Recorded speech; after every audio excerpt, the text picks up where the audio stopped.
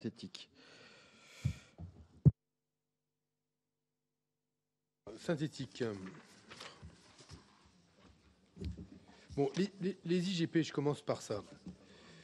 En clair, on connaît tous le problème, c'est qu'on a des produits qui sont liés à un territoire ou dont on associe dans notre imaginaire la fabrication à un territoire, quand ce n'est absolument pas le cas. Et l'aïeul a été assez emblématique de cela, comme il existe toute une série de noms de territoires qui sont devenus des noms génériques associés à des produits, sans pour autant que l'eau de Cologne soit fabriquée à Cologne, la crème chantilly à Chantilly, etc., etc. La question c'est en quoi l'indication géographique respecte-t-elle le droit des marques et en quoi le droit des marques, nous nous assurons que dès lors qu'on associe un territoire à un produit, des garanties de qualité liées à ces territoires sont posées. Tout le problème réside dans le cahier des charges. Et le cahier des charges, il doit, et c'est à nos yeux pour cela que la PPL qui est déposée par le groupe UMP présente quelques lacunes, ce cahier des charges, il doit permettre de dire qui, aujourd'hui, en lien avec les professionnels, parce que les professionnels doivent être de la même manière que nous l'avons fait dans le domaine alimentaire, en lien avec les professionnels, comment est-ce qu'on construit un cahier des charges qui permet de garantir que quand on achète un produit dont on pense qu'il est lié à un territoire, eh bien, on s'assure que sur le process, la qualité, le métal utilisé pour le couteau, le bois, peu importe, la dentelle, on est bien là en face d'un produit lié à un territoire et qui suppose une qualité qui est une qualité attendue par le consommateur. C'est pour ça que cette question de la fixation du cahier des charges, de l'association des professionnels à la détermination de ce cahier des charges, de la structure qui instruit le dossier ou la demande sera très importante et c'est ce sur quoi aujourd'hui nous travaillons. Il y a eu plusieurs questions. Alors je continue. Sur la fiscalité, ça c'est le monopole de la loi fiscale, donc dans la loi ESS il n'y aura rien sur la fiscalité, ce qui ne nous a pas empêché dans le projet de loi de finances rectificative d'obtenir par exemple que les SCOP soient exclus de l'augmentation du forfait social sur la participation et l'intéressement, ce qui nous amène aujourd'hui à poser la question de la taxe sur les salaires dès lors qu'un certain nombre d'acteurs de l'ESS sont en concurrence avec des acteurs privés classiques qui vont bénéficier du crédit d'impôt quand eux n'en bénéficieront pas parce qu'ils ne payent pas d'impôt sur les sociétés. Alors la réponse un peu pratique, ça pourrait être, bah, écoutez, vous n'avez qu'à vous fiscaliser et désormais passer du côté lucratif et vous bénéficieriez cette fois-ci du crédit d'impôt. Mais comme nous voulons consolider un modèle d'entreprise et un modèle économique qui est non lucratif, je préfère moi que nous intervenions de telle manière à ce que ceux qui payent de la taxe sur les salaires disposent demain de la possibilité de bénéficier d'un crédit d'impôt selon les mêmes modalités d'ailleurs que le crédit d'impôt tel qu'il a été pensé pour les entreprises françaises. Il y a là un alignement qui est un alignement qui me paraît important. Vous avez évoqué l'obsolescence tout à l'heure programmée. On travaille là-dessus. Ce ne sera pas dans la loi parce que c'est trop tôt pour mettre quoi que ce soit dans la loi. Il y a, on va dire, 3 types d'obsolescence programmée. Le stratagème, c'est-à-dire que vous achetez une machine dont celui qui vous la vend a programmé qu'elle va mourir au bout d'un an, mais vous ne le savez pas.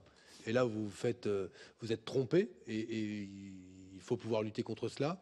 Il y a ensuite des formes d'obsolescence dites subjectives ou à travers des techniques marketing, on est sur des cycles qui sont des cycles où vous êtes conduit quelque part subjectivement à renouveler vos biens d'équipement là où pour autant ils marchaient bien et auraient pu vivre quelques années supplémentaires. Et il y a après l'obsolescence liée au fait que c'est pas tant que votre par exemple tablette soit obsolète, mais c'est qu'elle n'est plus tout à fait adaptée à l'environnement technologique qui est autour. Alors elle marche très bien sur les fonctions pour lesquelles vous les avez achetées, mais il y a toute une série d'applications nouvelles qui sont apparues, dont du jour au lendemain, il vous apparaît qu'elles sont indispensables à vous. 2 mois plus tôt, elles ne l'étaient pas, et en réalité, elles ne sont pas plus aujourd'hui qu'elles ne l'étaient hier. Mais voilà, du coup, votre tablette peut apparaître obsolète. Ce que je souhaite, c'est qu'on travaille aujourd'hui sur les cycles de vie, les cycles d'innovation, Et c'est pour cela que ce n'est pas encore tout à fait finalisé, mais que en lien avec un certain nombre de professionnels et d'entreprises volontaires, j'aimerais que l'on réfléchisse aujourd'hui à la durée de vie d'un certain nombre de biens d'équipement, à ces cycles d'innovation, sans pour autant, là encore, freiner l'activité, parce que les cycles d'innovation, c'est aussi quelque chose que l'on veut en encourager pour favoriser l'activité, les créations d'emplois. Il y a un bon équilibre à trouver, mais il est clair pour ce qui est de l'obsolescence programmée qui relève de la tromperie du consommateur, là où vous achetez on a eu des exemples, je crois, d'imprimantes avec des cartouches qui mouraient au bout d'une telle, je crois, au bout d'un an, et donc qui étaient obsolètes, sans que vous sachiez que vous avez acheté quelque chose qui va mourir au bout d'un an. Là, il y a clairement à agir et agir plus efficacement. Et après, sur les modes de consommation, il y a beaucoup d'éducation que nous devons mettre en œuvre. Sur les coopératives, est-ce que vous avez évoqué sur comment vérifier que l'entreprise qui dispose de l'agrément répond bien aux principes qui sont ceux d'une entreprise sociale et solidaire, c'est-à-dire des contreparties qu'on attend d'elle en termes de gestion des intéressés, de gouvernance démocratique, de non-lucrativité. Il y a dans le monde coopératif déjà ce qu'on appelle la révision coopérative tous les 5 ans, où une autre coopérative vient vérifier si vous êtes toujours conforme aux grands principes coopératifs. On pourrait imaginer que pour ce qui concerne le contrôle du label de cette PME sociale et solidaire, on relève du même modèle, celui de la révision par d'autres acteurs du secteur, tous les 4 ou 5 ans, et on vérifie la mise en conformité ou la conformité avec les grands principes de l'économie sociale et solidaire.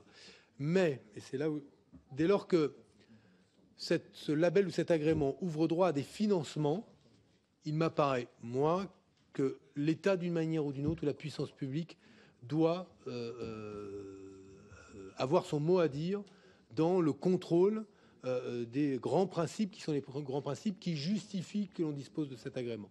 C'est-à-dire que le modèle de la révision coopérative qui appelle un autre coopérateur à vérifier votre conformité avec les grands principes coopératifs, c'est une régulation par le secteur lui-même. Je pense que la régulation, là, elle doit s'opérer en lien avec la puissance publique, parce que ce label ouvre droit à des contreparties qui sont des contreparties qui ne sont pas neutres. Je le redis sur l'accès au marché public.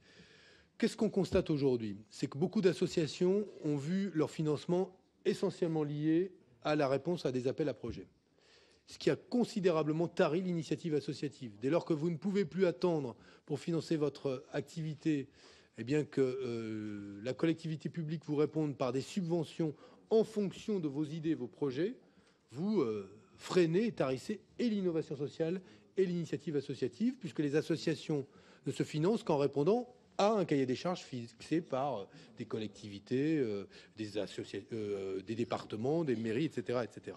Moi, je veux rappeler que rien n'interdit une collectivité de subventionner une association, qu'on n'est pas obligé de faire de la mise en concurrence sur tout, première chose, mais qu'après, quand il y a des mises en concurrence, quand il y a des marchés publics, il faut, et c'est ce que nous allons pousser en lien avec les régions, les départements, les mairies, mais aussi le service des achats de l'État que j'ai mobilisé pour à l'échelle des régions comme à l'échelle nationale, nous voulons franchir une étape importante dans le nombre de marchés publics passés qui intègrent des clauses sociales. Mais ça suppose quoi?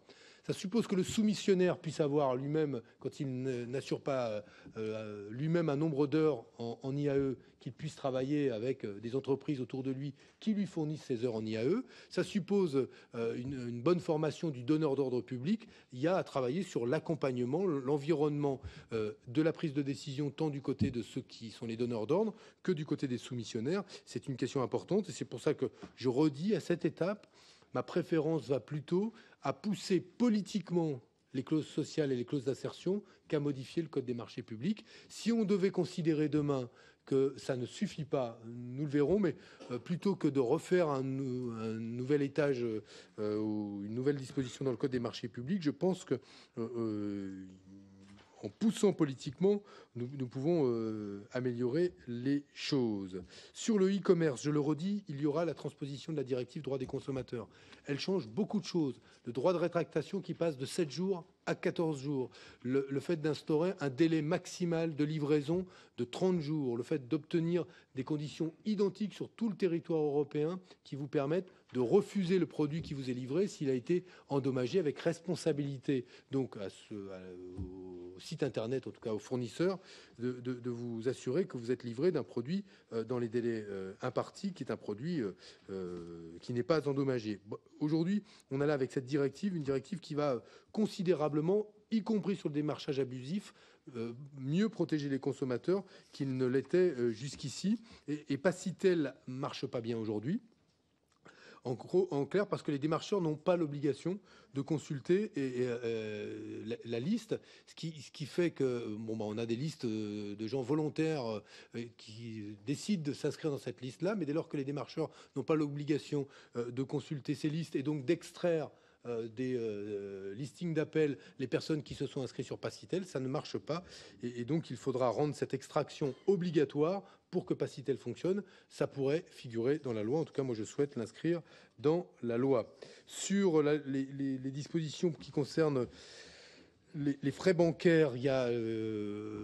je présiderai la commission sur le surendettement dans le cadre de la conférence nationale de lutte contre la pauvreté avec François Soulages, le président du Secours catholique, qui vient d'ailleurs dans un rapport de se prononcer à titre personnel en faveur du registre national du crédit. Cette année, sachez-le, le nombre de dossiers de surendettement est en deçà, à cette étape, de ce qu'il était l'année dernière. On était à 2011, en tout cas pour 2011, hein, autour de plus de 230 000 dossiers de surendettement. On sera autour de un peu plus de 200 000. Ça reste toujours considérable. Mais le déclenchement des dossiers de surendettement en France, il est à des niveaux bien supérieurs à ce qu'on constate ailleurs en Europe. Hein. On est autour d'une moyenne de 40 000 euros, ce qui est pour une famille énorme. Donc, faut faire attention aux chiffres qu'on manipule. Alors, il y a clairement aujourd'hui une problématique Banque de France, mais liée à la réorganisation du réseau de la Banque de France. Mais je veux rappeler que pour ce qui est de l'accueil des familles surendettées, un principe a été retenu. Il y a les centres de gestion, c'est une chose, et il y a les bureaux d'accueil des familles surendettées. Et dès lors que sur un territoire, la Banque de France accueille par an plus de 1000 familles, il faut, la règle est de maintenir un bureau d'accueil. C'est le principe que nous allons, que nous arrêtons. Donc, il y a des centres de gestion qui seront moins nombreux, liés à la réorganisation de la Banque de France et aussi incontestablement aux obligations auxquelles qu'on assigne aussi à ces grands opérateurs publics de participer à l'effort collectif en matière de réduction des déficits publics, mais la voilure ne baissera pas pour ce qui concerne l'accueil des personnes surendettées. Sur la réforme des tribunaux de commerce, question posée par Monsieur Gibrayel, le député Gibrayel, et nous avons une actualité scope dans votre département avec Fralib, que j'ai reçu il y a quelques jours de cela à Marseille, qui a déposé un projet de scope. La garde des Sceaux travaille aujourd'hui à un projet de réforme de la justice commerciale. Je la crois nécessaire. Et je ne m'avancerai pas plus sur ce sujet, mais je constate quand même d'expérience, depuis que je suis en charge du portefeuille de l'économie sociale et solidaire, en tout cas un besoin d'acculturer la justice commerciale à la réalité du monde coopératif. Ce sera ma manière nuancée de le dire. Vous pourrez y mettre... je vous laisse la libre interprétation de ce que j'ai dit derrière, mais je trouve que ça, on peut faire mieux, quoi, pour faire vite, et qu'il y a des décisions qui sont prises plus parfois, j'ai le sentiment, parce qu'il y a des préjugés à l'égard du modèle coopératif qu'en fonction de la réalité du dossier économique qui est proposé. Mais il faudra donc aller en ce sens. Je n'avais pas répondu au député Chassaigne sur la différence entre la préférence et le droit de préemption tel qu'il est déposé dans la PPL qu'il défendra. Le droit de préférence, il est assez simple. Ça dit bien ce que ça veut dire. C'est qu'à offre égale, le juge penche pour doit garantir et permettre aux salariés de pouvoir reprendre leur affaire ou leur entreprise. Et c'est ce droit-là que nous voulons créer, un droit de préférence, mais qui suppose que pour qu'il soit effectif, qu'il y ait le temps de formuler une offre. La clé, c'est le temps de formulation de l'offre. Le moment où les IRP, les instances représentatives du personnel, sont informées du projet de cession par le chef de l'entreprise de son activité, et le temps nécessaire pour formuler une offre, c'est la clé. Sur les emplois d'avenir, il y a une forte montée en puissance aujourd'hui des acteurs de l'ESS, très forte. J'ai signé une convention avec la CRES, la Chambre régionale de l'économie sociale et solidaire d'Île-de-France, de création de 3000 emplois d'avenir la semaine dernière. Mais nous sommes passés là aujourd'hui à un niveau de mobilisation qui est un niveau de mobilisation plus important. Je le redis, les acteurs de l'ESS ne se mobiliseront en faveur des emplois d'avenir qu'à condition aussi que les collectivités locales, non pas comme employeurs directs, mais comme cofinanceurs des emplois d'avenir, concourent à la création de ces emplois. Je pense aux départements dans le secteur sanitaire et social, par exemple, ou dans le médico-social, dans tout le champ de l'action sociale.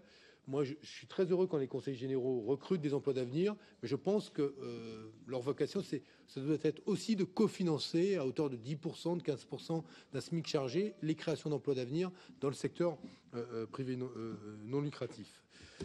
Le CICE, j'en ai dit un mot, la Banque de France, j'espère que j'ai rien oublié, je suis passé très vite. Oui, la BPI. Je redis, la BPI, elle jouera un rôle, elle pourra jouer un rôle d'autant plus important dans la création de ces scopes que dès lors qu'on crée un nouveau modèle de scope où les salariés au départ seraient minoritaires au capital, il nous faudra fixer le seuil, avec vous d'ailleurs. Eh bien, le tiers qui interviendra au capital a vocation notamment à être la Banque publique d'investissement ou un certain nombre d'organismes délégataires avec lesquels elle travaillera.